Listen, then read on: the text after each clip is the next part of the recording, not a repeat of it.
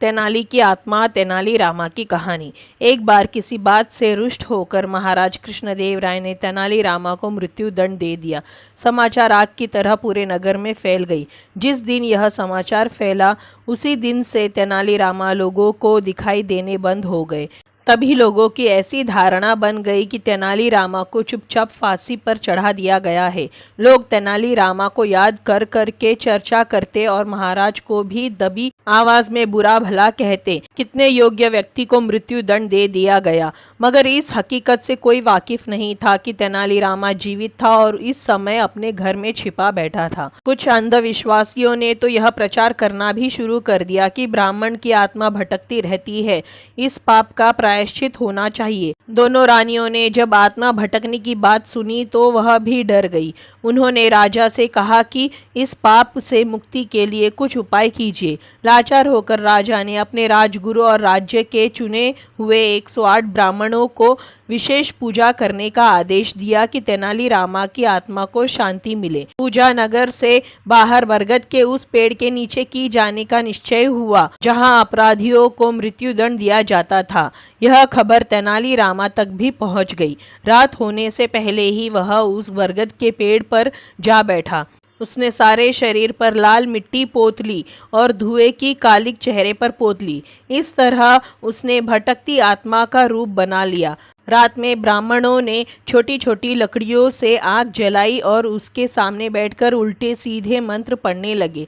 वो जल्दी से जल्दी पूजा का कार्य समाप्त कर घर जाकर बिस्तर में दुबक जाना चाहते थे। जल्दी जल्दी मंत्र पढ़कर उन्होंने दिखाने के लिए तेनाली रामा को पुकारा।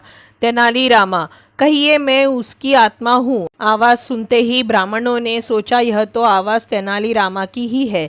उसकी आवाज सुनते ही ब्राह्मणों की सिट्टी पिट्टी गुम हो गई, चेहरे पीले पड़ गए, आहुतियां देते हाथ कांपने लगे, उनमें खुसर फसर होने लगी। भटकती आत्मा ने सचमुच उत्तर दिया है, हमें तो इस बात की आशा बिल्कुल नहीं थी। असलियत तो यही थी कि वह लोग इस प्रकार की ढोंगबाजी करके राजा से कुछ धन ऐंठने के चक्कर में थे। उन्होंने स्वप्न में भी नहीं सोचा था कि तेनाली रामा की आत्मा भटक रही होगी। उनको तो उसके मरने की खबर भी एक दूसरे से सुनकर ही मिली थी, मगर अब तेनाली रामा की भटकती आत्मा पहले ही पुकार पर सामने थी तो उन्होंने सोचा ही नहीं कि उससे क्या बात करे। दरअसल आत्मा आदि से बोलने बताने का कोई अनुभव भी उनके पास नहीं था।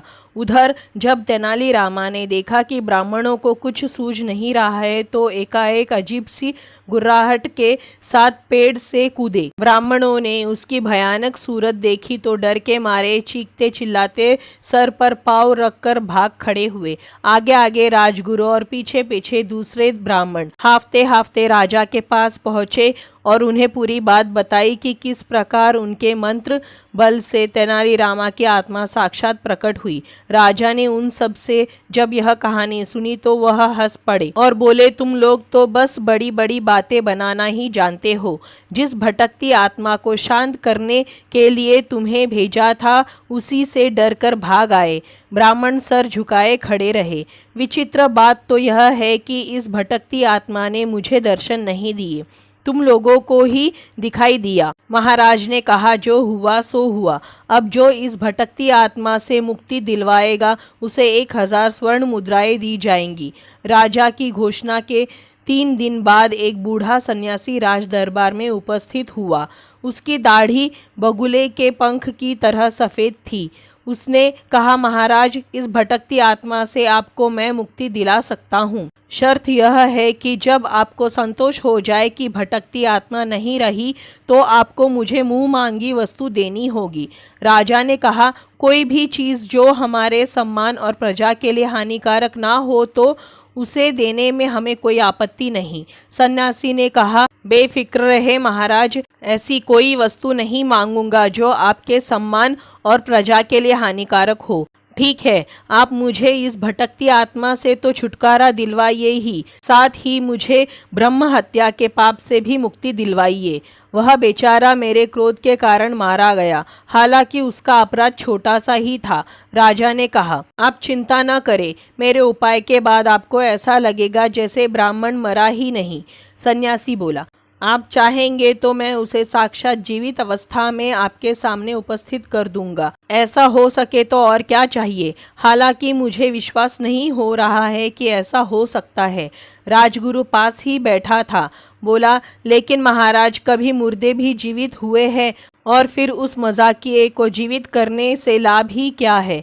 वह फिर अपनी शरारतों पर उतर आएगा और आपसे दोबारा मौत की सज़ा पाएगा। कुछ भी हो, हम यह चमत्कार अवश्य देखना चाहते हैं और फिर हमारे मन पर जो बोझ है वह भी उतर जाएगा। सन्यासी जी, आप यह कार्य कब करना चाहेंगे? राजा ने कहा। सन्यासी ने उत्तर दिया, अभी और यही महाराज। लेकिन भटकती आत्मा यहाँ नहीं, बरगद के उस पेड़ के ऊपर है। महाराज, मुझे तो लगता है कि सन्यासी कोरी बातें ही करना जानता है, इसके बस का कुछ नहीं। राजगुरु ने राजा से कहा। दरअसल वह सन्यासी की बातें सुनकर डर गया था कि कहीं सन्यासी सचमुच में ही उसे जीवित न कर दे। राजगुरु जी, जो मैं कह रहा हूँ वह करके दिखा सकता हूँ। आप ही कहिए, यदि मैं उस ब्राह्मण को आपके सामने जीवित कर दूँ तो क्या भटकती आत्मा शेष रहेगी? सन्यासी ने पूछा। बिल्कुल नहीं, राजगुरु जी ने उत्तर दिया। फिर लीजिए, देखिए चमत्कार। सन्यासी ने अपने गेरुए वस्त्र और नकली दाढ़ी उतार दी। अपनी सादगी की पोशाक में तेनालीरामा राजा और राजगुरु के सामने खड़ा था। दोनों हैरान थे। उन्हें अपनी आंखों पर विश्वास नहीं हो रहा था। तेनालीरामा ने तब राजा को पूरी कहानी सुनाई। उसने राजा को याद दिलाया, आपने मुझे मुंह मांगा इनाम देने का वादा किया है। आप उन अंगरक्षकों को क्षमा कर दीजिए जिन्हें आपने मुझे मारने के लिए भेजा था। दरअसल मेरी चालाकी से ही वह मुझे मारने में असफल रहे थे, किंतु मैंने ही उनसे भेष बदलकर कहा कि वह आपके पास जाकर झूठ बोल दे। मैंने ऐसा इसलिए किया महाराज कि मैं जानता था कि बाद में आपको अपने इस फैसले पर अफसोस होगा। इस दुष्टता के लिए आप मुझे मेरी मुंह मांगी वस्तु दे और क्षमा करें। तुमने बहुत ठीक ही सोचा था तेनालीरामा, हमने तुम्हें क्षमा किया और साथ ही तुम्हें 10,000 स्वर्ण मुद्राओं का पुरस्कार भी देते हैं, कहकर राजा ने उसे गले से लगा लिया। तो दोस्तों, ये थी तेनालीरामा की कहानी, तेनाली की आत्मा।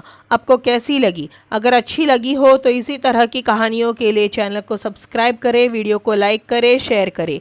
धन्यवाद।